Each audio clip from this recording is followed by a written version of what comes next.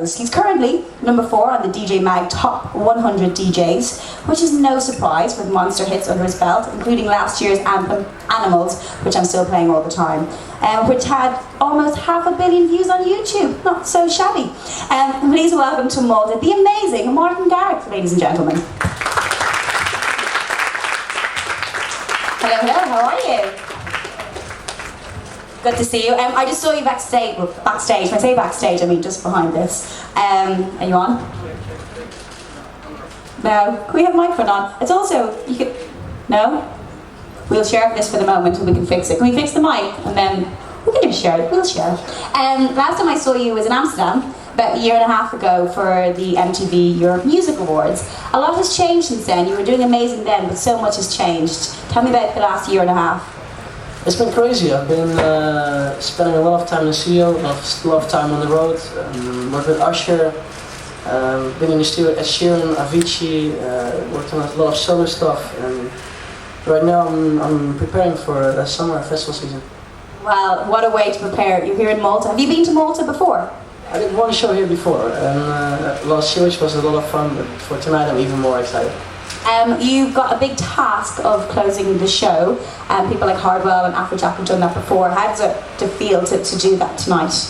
For me, it's an absolute pleasure, and especially like the size of this event. We went yesterday to do sound check, rehearsals, and when you're actually standing in front of the stage, you realize how big it is. Because when you're on the stage, it's a stage, but then we actually went to like front of house. We walked around on the festival ground itself, and then you realize, whoa, this is actually super massive.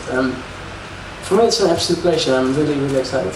I've seen you perform before, and you don't seem to ever get nervous. Do you get nervous when you walk around and you see the size and the capacity? Do you get the nerves?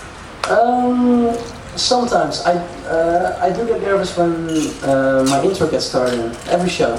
Yeah, I can walk around the festival before. Then it's very rare that I'm nervous. Yeah, when the people come in and when the intro gets started and you hear like the energy and the excitement, that's when I get excited but also very nervous. And what track are you most looking forward to playing and seeing the reception tonight? Break Through the Silence. It's an unreleased song, but I love playing it live. And Dragon, which actually recently came out. Monday, today? Or Tuesday? Oh, it's Monday. It came out yesterday on Beatport, which is like the club portal, the club iTunes. And then I think in 1 or 2 weeks we're going to send it out to iTunes itself. Fantastic, can't wait. And of course, I just want to talk about, you know, you're at such a young age, but you've achieved so much. What would be, you probably get asked this all the time, but there's so many inspiring DJs, and I do think this time, in the last year or two, it's all about DJs, and everyone at home thinks they can be a DJ. What would be your advice for aspiring DJs to kind of get out there with their music? I think in the end it's all about how much time and how much effort and how much work you put into something.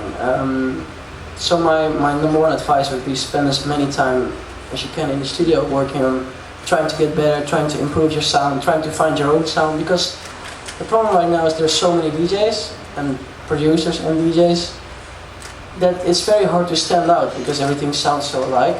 And I just think it's important to stand out and to be different, because that's the way how you get noticed.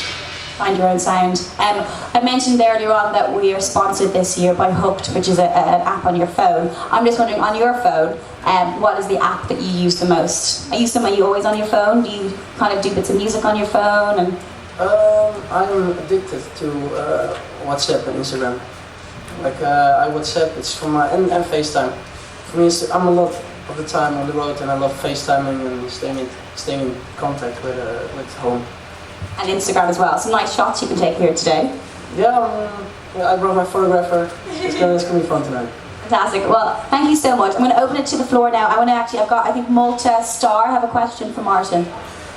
Yeah? Yeah. Just before Martin, it's good to hear an Irish voice. Oh. On Isle of MTV. I know, it's very rare to have an Irish voice over here. It's great. They get everywhere. You were talking about, Martin, the success you had from Belgium, no? From Amsterdam, Netherlands. From Amsterdam, Holland. Okay. You talked about the success. You talked about having to work hard, and DJs now taking over nearly from singers.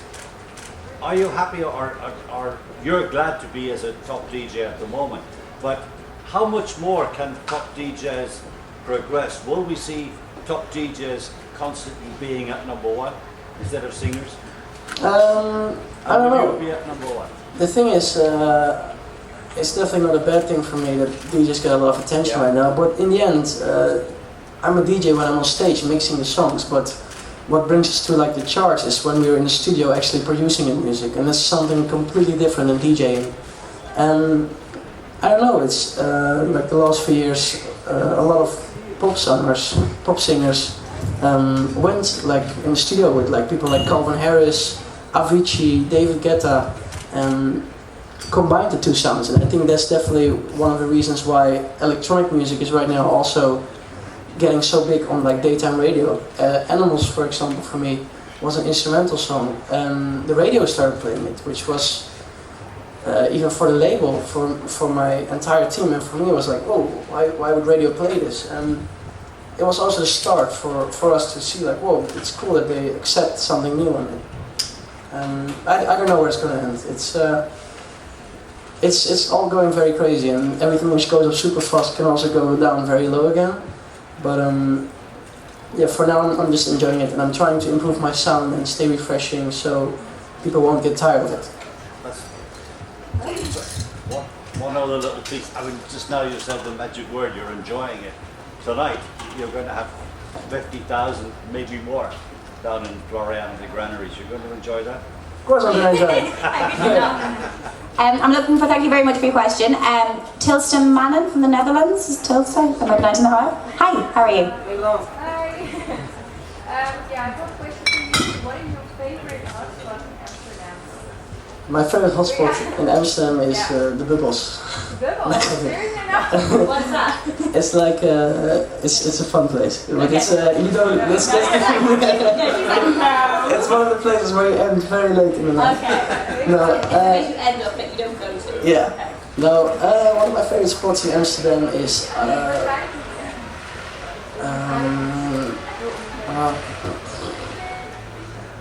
ja, lastig.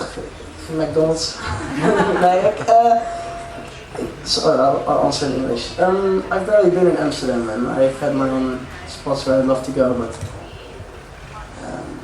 right now I just moved out from Amstelveen to Amsterdam. It's in Zuidas, and it's so my new favorite place in Amsterdam is my own apartment.